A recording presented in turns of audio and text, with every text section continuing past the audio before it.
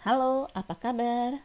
Ketemu lagi dalam pelajaran kita, pelajaran kearsipan untuk kelas 10 otomatisasi tata kelola perkantoran, program keahlian manajemen perkantoran. Bersama saya, Niwayan Rusma Dewi Putri.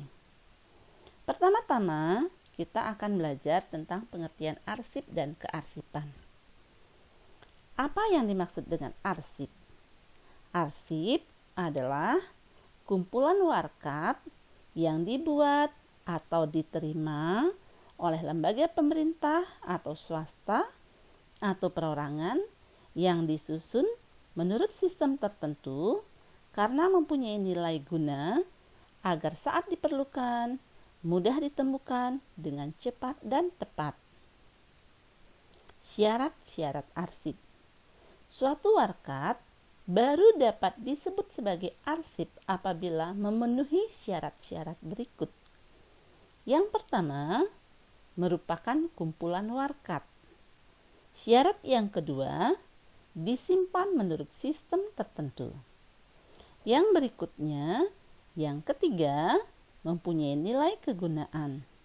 Dan syarat keempat, saat diperlukan, cepat dapat ditemukan. Apabila salah satu dari syarat ini tidak terpenuhi, berarti warkat tersebut bukan merupakan arsip. Jadi, keempat syarat ini harus dipenuhi agar suatu warkat dapat disebut sebagai arsip. Berikutnya, kita akan mempelajari tentang pengertian dari kearsipan. Kearsipan adalah suatu proses mulai dari penerimaan, pengumpulan, pengaturan, pemeliharaan, dan penyimpanan warkat menurut sistem tertentu sehingga saat diperlukan dapat ditemukan dengan cepat, dengan mudah, cepat, dan tepat. Jadi arsipnya sendiri adalah bendanya, sedangkan kearsipan adalah proses atau kegiatannya. Berikut kita akan belajar tentang karakteristik arsip. Karakteristik arsip yang pertama adalah autentik. Artinya, arsip merupakan informasi melekat pada wujud aslinya, kecuali arsip elektronik. Meliputi isi, struktur, dan konteks, yaitu memiliki informasi mengenai waktu dan tempat arsip diciptakan atau diterima, memiliki arti atau makna yang merefleksikan tujuan dan kegiatan suatu organisasi, memberikan layanan, bahan bukti, kebijaksanaan, kegiatan, dan transaksi organisasi penciptanya. Itu karakteristik yang pertama. Karakteristik arsip yang kedua, legal. Artinya, arsip yang diciptakan sebagai dokumentasi untuk mendukung tugas dan kegiatan, memiliki status sebagai bahan bukti resmi bagi keputusan dan pelaksanaan kegiatan. Dan yang ketiga, reliable. Artinya, keberadaan arsip dapat dipercaya sehingga dapat dipergunakan sebagai bahan pendukung pelaksanaan kegiatan. Dan yang keempat, karakteristik arsip adalah unik. Artinya, tidak dibuat massal atau digandakan. Arsip berbeda dengan buku, jurnal, dan bahan publikasi lainnya. Arsip menurut konteksnya dan memiliki kronologi yang unik, selalu merupakan satu-satunya produk. Adapun kopi atau duplikasi arsip memiliki arti yang berbeda, baik untuk pelaksanaan kegiatan maupun bagi staf atau pejabat yang berwenang dengan kegiatan tersebut. Selanjutnya kita akan mempelajari tentang fungsi arsip. Fungsi arsip yang pertama, sebagai alat untuk membantu ingatan bagi seseorang atau organisasi, atau bisa juga disebut sebagai sumber ingatan. Fungsi arsip yang kedua sebagai sumber informasi. Kemudian yang ketiga, sebagai alat pembuktian untuk masa sekarang dan masa yang akan datang. Fungsi berikutnya dapat menggambarkan kejadian-kejadian masa lalu. Selanjutnya, dapat dipelajari untuk menunjang penelitian dan untuk mengembangkan ilmu pengetahuan, serta sebagai bahan pertimbangan untuk pengambilan keputusan. Sekarang kita belajar tentang penggolongan arsip. Arsip, bila ditinjau dari segi fisiknya, bisa dibedakan menjadi dua, yaitu arsip yang bentuk fisiknya berbentuk lembaran dan arsip yang bentuk fisiknya tidak berbentuk lembaran. Arsip yang bentuk fisiknya berbentuk lembaran, contohnya surat, cek, foto, dan sebagainya.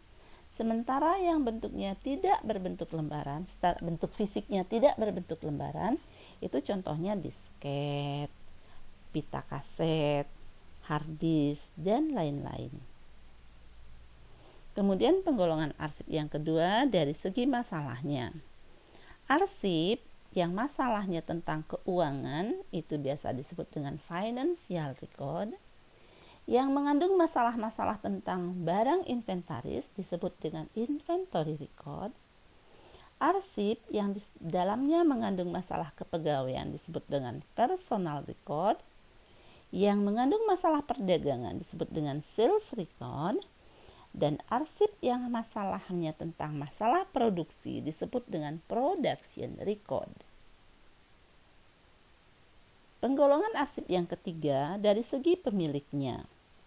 Yang pertama, arsip yang pemiliknya lembaga pemerintahan atau biasa disebut dengan arsip nasional. Dan yang kedua, arsip yang pemiliknya adalah instansi pemerintah ataupun swasta. Contohnya, arsip primer adalah arsip aslinya. Kedua, arsip sekunder atau tindasan atau salinan atau kopi arsip. Arsip sentral adalah arsip yang disimpan di kantor pusat. Dan arsip unit adalah arsip yang disimpan di kantor-kantor unit. Kepenggolongan arsip yang keempat yaitu dari segi sifatnya.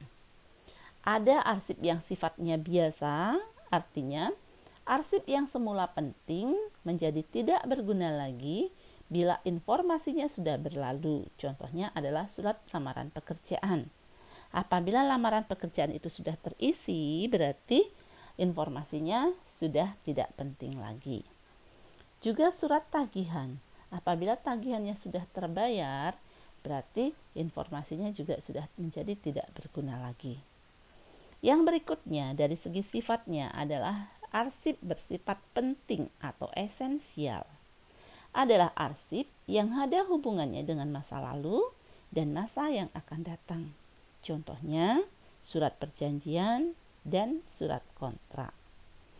Arsip yang dari segi sifatnya yang berikutnya adalah arsip yang tidak penting atau arsip tidak penting. Arsip yang nilainya atau nilai gunanya bersifat sementara, contohnya surat undangan, formulir, dan sebagainya. Yang berikutnya dari segi sifatnya adalah arsip yang sifatnya sangat penting atau vital atau abadi. Adalah arsip yang dapat dijadikan sebagai alat pengingat selama-lamanya. Contohnya teks proklamasi, sumpah pemuda, ijazah, SK pengangkatan pegawai, dan sebagainya. Dan yang kelima adalah arsip rahasia, yaitu arsip yang isinya hanya boleh diketahui oleh orang tertentu saja. Penggolongan arsip yang kelima ditinjau dari segi fungsinya. Arsip bisa dibedakan jadi dua, yaitu arsip dinamis dan arsip statis. Arsip dinamis adalah arsip yang digunakan secara langsung dalam penyelenggaraan kegiatan administrasi negara. Sedangkan arsip statis, arsip yang tidak dipergunakan secara langsung dalam penyelenggaraan administrasi negara. Nah, itulah tadi pelajaran kita untuk minggu ini. Dan untuk minggu selanjutnya kita akan bicara tentang nilai guna arsip. Sampai ketemu lagi.